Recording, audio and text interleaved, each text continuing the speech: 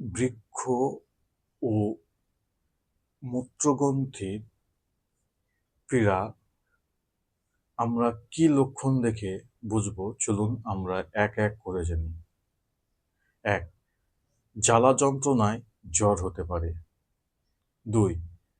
একটি বা উভয় কিডনিতে বেদনার ভাব। ৩.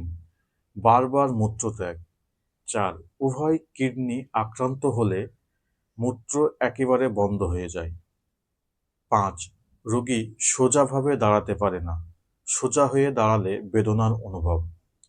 ৬. প্রস্রাব পরিষ্কার হয় না, মলত্যাগের পরিমাণ কমে যায়। ৭. প্রস্রাব হলুদ, মাথাধরা, দুর্বলতা, স্বল্পমূত্র, মূত্র দেখতে সরষের তেলের মতো হয়। ৮. গা হাত পা ফুলে যায়, রক্তহীনতার ভাব। ৯. কোনো কোনো ক্ষেত্রে কিডনিতে ঘা হয়, পুজ পড়ে ইত্যাদি লক্ষণ দেখা যায়।